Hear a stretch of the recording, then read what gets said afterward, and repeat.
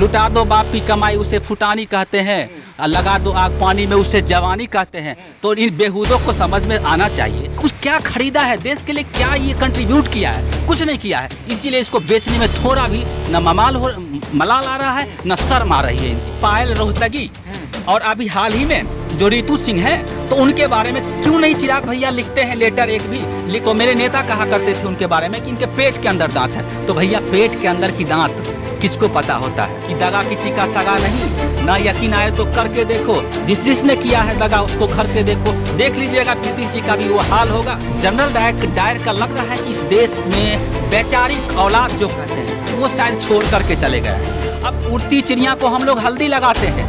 अरे भैया ये कुर्ते पजामे वाले को तो हमने समझा ही नहीं है, वो लंगोट वाले को क्या समझेंगे। पटकेंगे और अच्छी तरह से पटकेंगे, धूल चटाएंगे।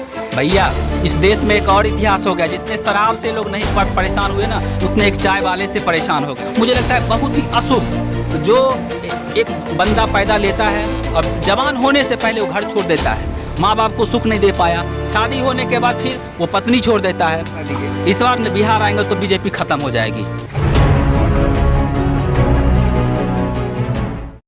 नमस्कार, मैं देव, आप देख रहे हैं लोकतंत्र टीवी। इस वक्त हमारे साथ मौजूद हैं डिस्ट्रिक्ट स्पोक्स पर्सन आरजेडी विकास जी। क्या लग रहा है विकास जी, जो पूरे देश में इस समय बिहार की नज़र जो है, पूरे देश की नज़र इस समय बिहार पे टिकी हुई है, क्या लग रहा है कि किस तरीके से बिहार में चुनावी रणनीति तैयार किया जा रहा है? बीजेपी को झटका लगेगा या आरजेडी को झटका लगेगा?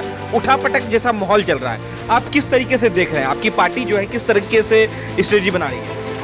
सबसे पहले तो आपने बिहार का जिक्र किया है, और बिहार लोकतंत्र की जर्नी रही है, और लोकतंत्र की जर्नी रही है तो बीजेपी जैसे सांप्रदायिक और राजतंत्र और जो मनुवादी व्यवस्था है उसको तो यहाँ पटकना ही है। उसको पटकेंगे, हम लोग ज़रूर पटकेंगे, क्योंकि यहाँ पे वो जितने भी राजनीतिक जो मैसेज जाता है, जो सामाजिक मैसेज जाता है, वो बिहार से ही जाता है। और बिहार हर मामले में यहाँ क्रांति की जर्नी रही है, चाहे गांधी की क्रांति हो या समाजवादियों की क्रांति हो, और बदलाव की धरती रही है। और हम लोग इस सरकार से पूरे देश के सिस्टम से उब चुके हैं, और ये बिहार बदलाव की ओर चल पड़ा है। मोदी सरकार क्या लग रहा है आपको, छोड़ेंगे, कोई कमी छोड़ेंगे बिहार में? बिहार में परिवर्तन अगर हुआ तो पूरे मुल्क में परिवर्तन होगा, 24 में परिवर्तन होगा, तो इस परिवर्तन को रोकने के लिए जी जान लगाएंगे ना?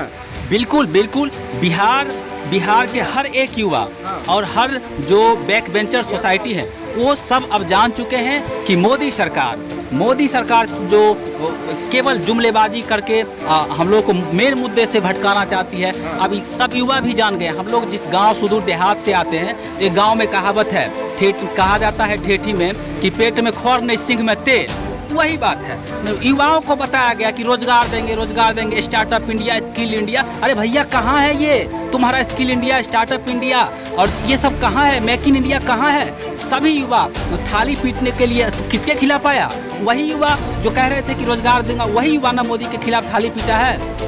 तो ये देश में बदलाव की ओर बिहार चल पड़ा है, और देश के सारे सिस्टम को जो मोदी सरकार मतलब कि किया धरा तो कुछ नहीं है। कहा जाता है ना कि लुटा दो बाप की कमाई उसे फुटानी कहते हैं, और लगा दो आग पानी में उसे जवानी कहते हैं। तो इन बेहूदों को समझ में आना चाहिए। मैं तो कहूँगा बेहूदापन, ये कुछ क्या खरीदा है देश के लिए, क्या ये कंट्रीब्यूट किया है, कुछ नहीं किया है। इसीलिए इसको बेचने में थोड़ा भी न मलाल आ रहा है न शर्म आ रही है इनको। तो कितनी निर्लजता के साथ ये सारी चीज़ों को बेच रहा है, कह रहा है कि सब हम निजीकरण कर रहे हैं। तो भैया निजीकरण कर रहे हो तो जो मैं पूछना चाहता हूँ, देश के सबसे बड़े नियोक्ताओं का मतलब रेलवे में वैसे लोग भी नौकरी करके, वैसे बच्चे भी जाते थे नौकरी के लिए, जो अपने पिता के साथ कृषि में कंट्रीब्यूशन दे रहे हैं, अपने पिता के साथ मजदूरी में कंट्रीब्यूशन दे रहे हैं। वो घर में आकर के 4 घंटे किताब खोल लेते थे। ये क्या किया, एकाएक आकर के सिलेबस चेंज कर दिया। सबसे ज़्यादा मतलब नौकरियां ख़त्म करने की साजिश है कि बैक बेंचर सोसाइटी को दबाया जाए। सर, आपके मुताबिक सीएम कैंडिडेट, क्या वो तमाम गुण जो एक मुख्यमंत्री में होना चाहिए वो तेजस्वी यादव में है या नहीं है? बिल्कुल। लेकिन बीजेपी तो कह रहे लुटेरी पार्टी है। क्या बीजेपी कह रहे, क्या सब बीजेपी लुटेरी पार्टी करे? भैया आप बता दीजिए, वो बीजेपी जो देश को बेच रही है तो ये बेचने वाली विजय माल्या किसके साथ किसके सरकार में भागा है? नीरव मोदी किसके सरकार में भागा है? ललित मोदी किसके सरकार में भागा है? ये बात तो बीजेपी पहले जवाब दे। सवाल है आपने बीजेपी क्या किया है बिहार में, और लुटेरी पार्टी किस आधार पे? ये लालू प्रसाद। अच्छा, ये एक चीज़ आप मुझे बता दीजिए, पूरे देश का हिस्ट्री आप देख, केवल और केवल लालू प्रसाद, करुणानिधि और ये बहुजन नेता जो होते हैं उन्हीं पे क्यों मुकदमा चलता है? सवाल ये भी तो खड़ा होता है ना। ये देश अब का जो न्यायालय है, न्यायालय व्यवस्था है, वो संदिग्ध के घेरे में है। ये सरकार के आने के बाद संदिग्ध के घेरे में है, और इसमें कोई भी मतलब कि मुझे दोहराए नहीं है कहने में कि सुप्रीम कोर्ट में जो कॉलेजियम सिस्टम है वो जो है जनऊ के सिस्टम से काम करती है। कोई कॉलेजियम सिस्टम जनऊ सिस्टम से काम करती है। इसके लिए मैं तो कहता हूँ क्या पारदर्शिता है, मुझे जानना है कि आप न्याय किस व्यवस्था से करें, क्या पारदर्शिता है? तेजस्वी यादव में गुण है, इसका जवाब नहीं दिया। तेजस्वी यादव आप देख सकते हैं, जब से ये पलटू चाचा से अलग हुए, सबसे ज़्यादा सड़क पे रहने वाले यंगेस्ट जो लीडर्स हैं वो तेजस्वी यादव हैं। और तेजस्वी यादव हर एक मुद्दों पे, और जो समाजवादियों का रहा है बेचारे, उस पे लगातार हमारे नेता अपनी बात को मुखरता से कहते आए हैं, इसमें कोई दो राय नहीं है। कन्हैया कुमार नहीं है, चिराग पासवान नहीं है सर। चिराग जी तो आप देख ही रहे हैं कि किनके साथ हैं। कहीं पे निगाहें कहीं पे निशाना वाला क्वेश्चन बहुजन नेता किस आधार पे कह सकते हैं भैया? पूरा कारवां संभाले हुआ है। किसका कारवां संभाले हुए हैं? कौन सी कारवां? बता, तो आप ही बता दीजिए ना। बिहारियों के लिए आवाज तो उठा रहा है ना सुशांत केस में। अच्छी बात है, देखिए सुशांत सिंह के साथ आवाज उठना चाहिए, लेकिन मैं आपको कह देता हूं भैया कि पायल रोहतगी और अभी हाल ही में जो रितु सिंह है, तो उनके बारे में क्यों नहीं चिराग भैया लिखते हैं लेटर, एक भी लिखते एक बार कि इसको भी मतलब कि शोषण किया जाता है, ये बात क्यों नहीं लिखते हैं? तो ये दिखता है कि भैया आप किसके लिए हैं और किसके लिए पॉलिटिक्स कर रहे हैं। कन्हैया कुमार आपकी धरती से, आपके देखिए भैया, आपके घर से हैं कि हाँ बिल्कुल मेरे घर से हैं। मैं कन्हैया जी के जो एबिलिटी है उससे मैं खुश हूँ, लेकिन उनमें भी पारदर्शिता होनी चाहिए। पारदर्शिता बनने लायक नहीं है सीएम आपके तेजस्वी यादव। बिल्कुल तेजस्वी यादव। देखिए, मेरे कहने से नहीं, ये बिहार की जनता की डिमांड है भैया। बिहार की जनता की डिमांड है कि तेज रफ्तार तेजस्वी सरकार। हाँ, क्योंकि मोदी जी के आगे टिक जाएंगे। मोदी जी के आगे ये बिहार की धरती है। मैं तो पहले आप कह चुका हूँ कि लोकतंत्र की जय, और ये बिहार की धरती पे मोदी जी का सारा जो प्रोपेगेंडा है वो सबको समझ में आ रहा है कि वो कहीं पे निगाहें कहीं पे निशाना, मतलब कहने के लिए तो कहते हैं कि हम न्यू इंडिया।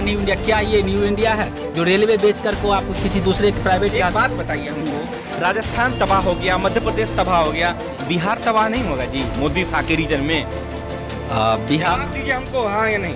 देखिए, सत्ता में आना पिछले दरवाजे से कोई बड़ी बात नहीं है। सवाल ये है कि हमारे कुछ जो आप मध्य प्रदेश की बात करें, राजस्थान की बात कर रहे हैं, तो नेताओं की नीतियां जब बिक जाएगी ना बॉस, तो कुछ भी हो सकता है। लेकिन बिहार में नेता अपनी नीतियां नहीं बेचती है, और सभी दलित चिराग पासवान नहीं हो सकते, सभी दलित रामविलास चाचा नहीं हो सकते जो अपने संघर्ष को भी बेच सकते हैं। तो इसके लिए आप नीतीश बाबू हो सकते हैं। नीतीश बाबू क्या तो नहीं है? तेजस्वी जी नहीं है जब दोनों गठबंधन से लड़े थे पिछले चुनाव में? तो देखिए, जेडीयू आरजेडी लड़ी थी कि नहीं गठबंधन? हाँ बिल्कुल लड़ी थी। बिकी कि नहीं? नियति नहीं बिकी। आप बताइए, आप नीतीश कुमार को जो पार्टी का जो मैनिफेस्टो है, क्या वो सांप्रदायिक पार्टी का मैनिफेस्टो है? नहीं है। तो इशू बेस अलायंस था आरजेडी और जेडीयू का। लेकिन आप जब अपनी चोला को बदल लेते हैं, तो मेरे नेता कहा करते थे उनके बारे में कि इनके पेट के अंदर दांत है। तो भैया, पेट के अंदर की दांत किसको पता होता है? तो कहा जाता है ना कि दगा किसी का सगा नहीं, ना यकीन आए तो करके देखो, जिसने किया है दगा उसको घर के देखो। देख लीजिएगा नीतीश जी का भी वो हाल होगा बिहार में विधानसभा चुनाव में, देख लीजिएगा। अच्छा, एक लास्ट सवाल का जवाब दीजिए। योगी आदित्यनाथ ने रोलैक एक्ट लाया है, और इस एक्ट के कानून किसी भी मुसलमान, दलितों, किसी भी कम्युनिटी का हो, सीधा अंदर। इसमें तो सबसे बड़ी बात है कि मुझे याद आ रहा है जनरल डायर का लग रहा है कि इस देश में वैचारिक औलाद जो कहते हैं वो शायद छोड़ करके चले गए हैं। अब किसी न किसी उधम सिंह को भैया पैदा होना पड़ेगा, क्योंकि रॉलेट एक्ट जो कानून थी वो बिना अपील, बिना दलील, बिना वकील की कानून थी। उस समय 1919 में आई थी।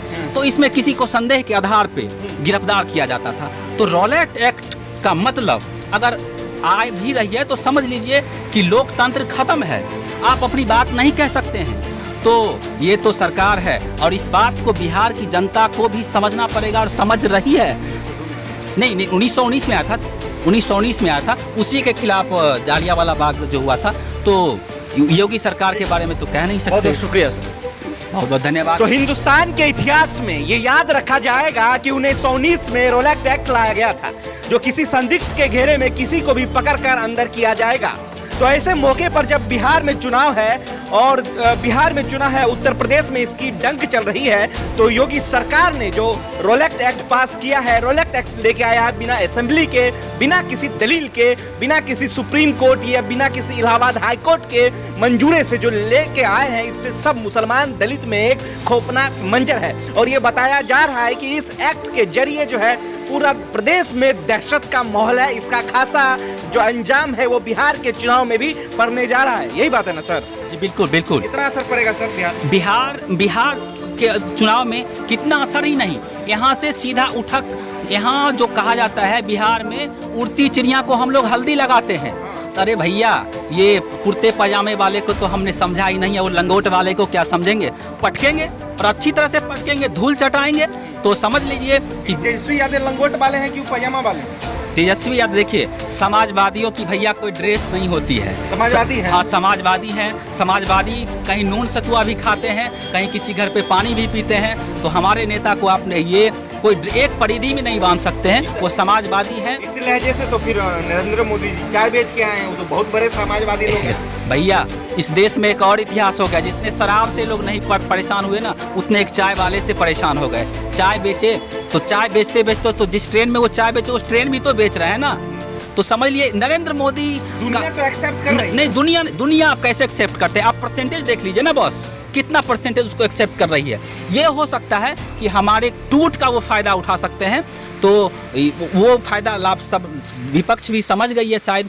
और एक चीज़ आप देख लीजिए, नरेंद्र मोदी भारत के इतिहास में एक ऐसे व्यक्ति हैं, मुझे लगता है बहुत ही अशुभ, जो एक बंदा पैदा लेता है और जवान होने से पहले वो घर छोड़ देता है, माँ बाप को सुख नहीं दे पाया, शादी होने के बाद फिर वो पत्नी छोड़ देता है। उसके बाद क्या करता है कि ये देश में जब मुख्यमंत्री गुजरात में बनते हैं तो गुजरात जल जाता है, जब दिल्ली आते हैं तो दिल्ली जल जाती है, और जब बिहार आए थे तो बम यहाँ पे पटका गया था। तो ये अशुभ संकेत है। अगर और नरेंद्र मोदी जी इस बार बिहार आएंगे तो क्या होगा, ये बता दीजिए। इस बार बिहार आएंगे तो बीजेपी खत्म हो जाएगी, खत्म हो जाएगी। कैसे इतना दावा ठोक रहे हैं? बिल्कुल दावा ठोक रहे हैं, बिल्कुल दावा ठोक रहे हैं, खत्म हो जाएगी। बहुत बहुत शुक्रिया सर, थैंक यू।